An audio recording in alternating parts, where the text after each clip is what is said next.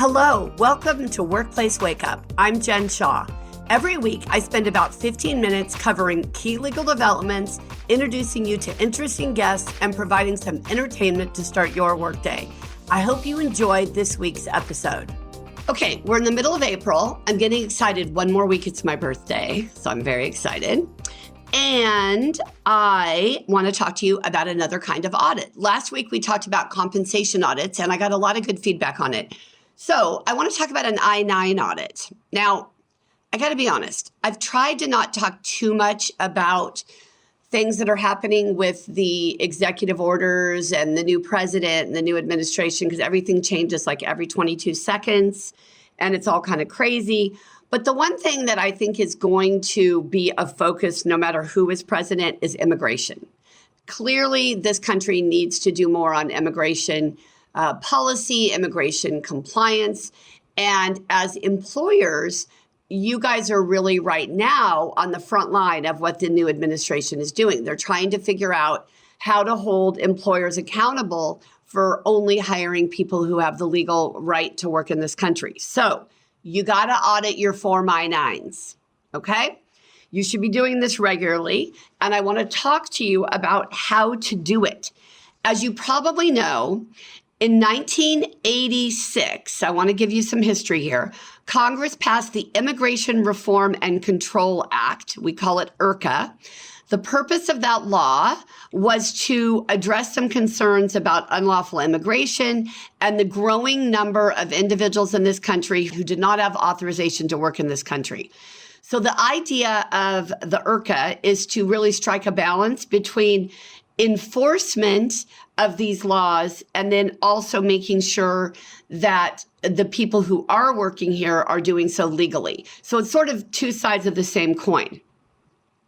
Now, as part of the new law in 1986, employers had to complete a form called a Form I-9 for every new employee. There are two purposes of the I-9. One is to help confirm a worker's identity, and the other is to help confirm their legal right to work in this country.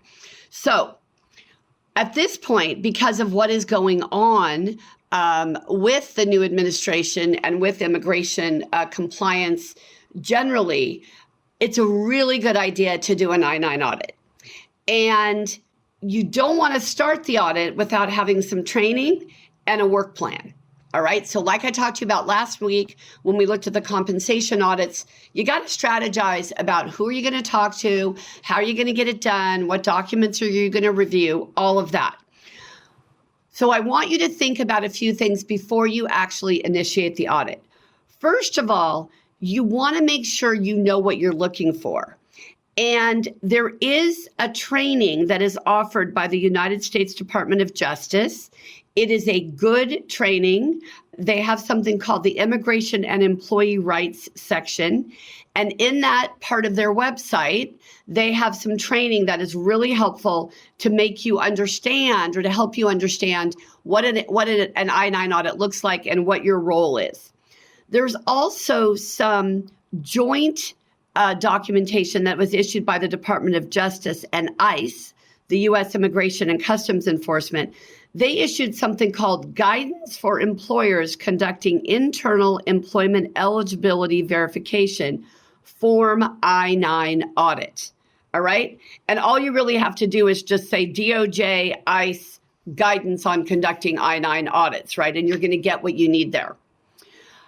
You also want to make sure that you consult with competent employment law counsel or immigration counsel to make sure that your review doesn't violate any laws and that when you do your remediation, you fix your problems, that you do so in a way that does not compound your legal liability or problems.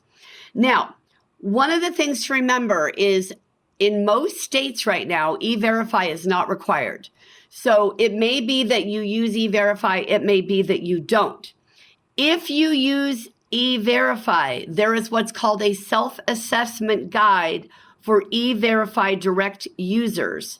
And that guide will help you go through and audit your E-Verify process. What we're going to talk about today is doing a general HR audit on your I-9 forms that are outside of E-Verify, okay?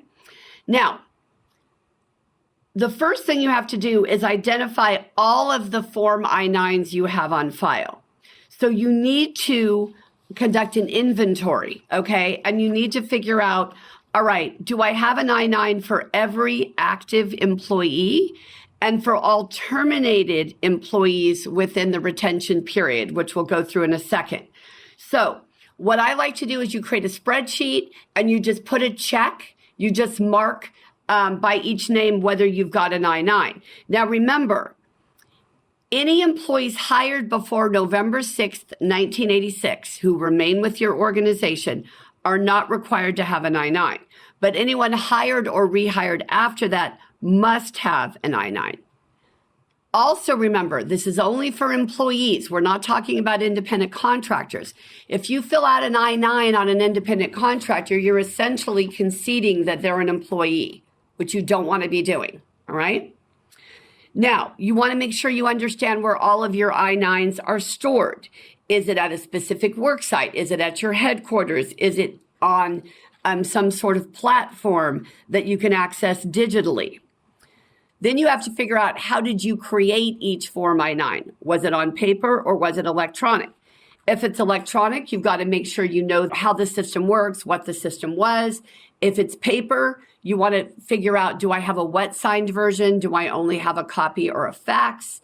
If it's hybrid, you're going to note what it is. Okay, so maybe before a certain date you have paper, but after a certain date you don't. You also want to look and make sure, okay, are all the Form I-9s fully completed? Okay, so you're going to look at what parts of the I-9 were not completed. Then you're going to look at things like, okay, did I retain the copies? We think you should always maintain the copies of documents that you use to verify the information in the I-9. Do you have the copies? Do you have an audit trail for electronic I-9s? You should be able to do this on a very well organized spreadsheet. You're not doing individual violations in this inventory step, okay? You're just saying, what do I have available to me? Now, that part of the process is really important if you have any paper I-9s, okay? If you have all electronic I-9s for the entire retention period, you don't have a hybrid, you don't have some paper and some electronic, you're going to follow a different process. And in that case, your missing or your non-compliant I-9s should already be flagged for you. So this is really a process you're going to use if you've got those paper forms. So if you're auditing more than one location, by the way, make sure that you keep the locations separate and you tackle the review, the audit separately for each location. Now, here's what we recommend. Organize your I-9s into 3 groups. Current employees who do not need a re-verification. So these are going to be U.S. citizens or green card holders. The next category of people are going to be terminated employees. And then the next category are going to be employees that require re-verifications. You're going to decide if you're going to address missing I-9s first, or you're going to wait to conduct the full audit, remediate the issues and the missing I-9s at the same time. There are a lot of different logistical and strategic issues to consider in making that decision. So you are going to want to talk to, your company leadership and your legal counsel to make those decisions.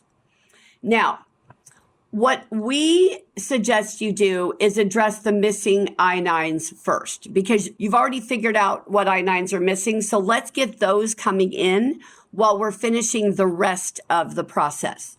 So any I-9s that are missing, you're going to contact your employees. If they're missing a full I-9 or there's a missing Section 2 or there's some sort of missing supplement B in particular, it's fine for you to have a verbal conversation initially. It's a good idea because if somebody gets just a cold email from you, they may not really understand what's going on. But you're going to want to follow up with an email or a memo to the employee. And you're going to keep a copy of all of those communications. So in your written communication, you're going to say, all right, the I-9 is missing or the I-9 sections were missing and that you discovered it during a routine audit. You're going to provide instructions to the employee for how to complete a new form or a part of a form. You're going to give them a link to the list of acceptable documents, and then you're going to give them some language about your company's policy regarding an employee's failure to provide I-9 documents, which should be that the employee will be placed on leave or will be terminated. And you should use just a standard communication here. You also want to think about, do you want to have your employees meet with you in person about the I-9? Do you want to use a Zoom link or Teams? What do you want to actually do? Now, if the employee does not provide you with the required documents within the appropriate time frame, you're either going to terminate their employment or place them on a leave of absence. You're going to want to, of course, consult with legal counsel before you do that. Now, some employees just won't be able to find their documents. And there are some guidelines and some rules in the USCIS Handbook for Employers, the United States Customs and Immigration Services. They have a publication called Handbook for Employers. There they talk about what to do if there's documentation that has been lost.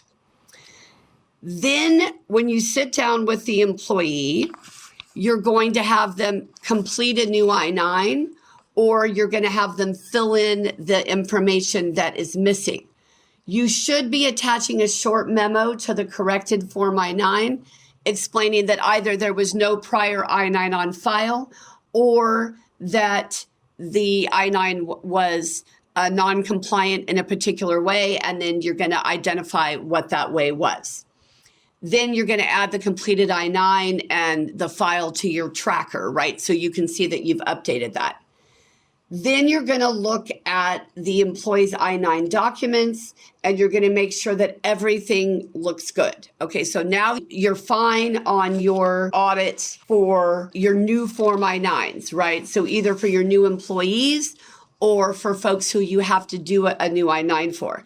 Now, when you do your I-9 forms for your current employees, you really want to think about how you're going to identify the errors and how you're going to get them to remedy the errors and give you additional documentation. So what you might want to do is do a small sampling of the I-9s with your employment counsel and then decide, okay, where do we want to go from here, so that you've got a little bit of guidance in terms of how you should proceed. Then you're going to look for errors, okay? So you're going to look for errors in the form. For example, the name, address, or date of birth may be incorrect. The authorized to work until date may be missing or incorrect. There may have been a name change in supplement B. You're then going to look for errors around copies, okay? So have you been consistent in what you're doing in terms of copying? You're not going to ask employees for copies of these documents, but you are going to make sure that you are consistent with what you're saying you're going to do internally. Then you're going to correct errors. And you're going to correct errors by looking again at the handbook that is provided by the USCIS. They tell you exactly how to fix all of the errors and how to remediate your I-9 mistakes. And then you're going to complete the audit, right? You're going to organize the I-9s and you're going to retain the Form I-9 in your tracker, in your log, to make sure that you've got all of this handled. Now, listen, I know we went quickly. I know there's a lot of information, but here's the big picture. Just like a compensation audit, you have to first decide, all right, what are the I-9s I have on file?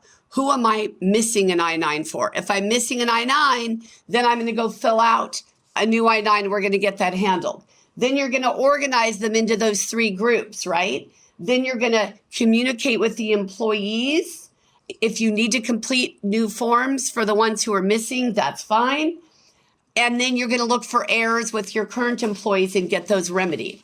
The idea is to do this ongoing audit, at least for a couple of quarters, where you can make sure that the people who are completing the I-9s really understand what is at issue. Once you get them going more smoothly, you can maybe do an audit every 18 months. It's going to be pretty easy to do. And for most of you, it's going to be something where you catch the errors and then the errors don't happen again because you're going to be managing the process. So there's a lot of information, of course, at the USCIS website. Make sure you look at that employer handbook. Tells you all about how to do an audit and how to remediate your errors. Okay. So no excuse, folks. This needs to be on your list. We got to get this stuff done. If ICE comes knocking at your door, you want to make sure your house is in order. Thank you so much for joining me today, everyone. Have a great rest of your day. Workplace Wake Up, including our guests and hosts, do not provide legal advice in this podcast. Do not act upon any of the information discussed in this podcast without first consulting a licensed attorney in your jurisdiction. If you enjoyed this episode and would like to spread the word, please share it with others. Post about it on social media and/or rate and review it. You can also follow us on LinkedIn, Twitter, and Facebook, and email us at info@shawlawgroup.com.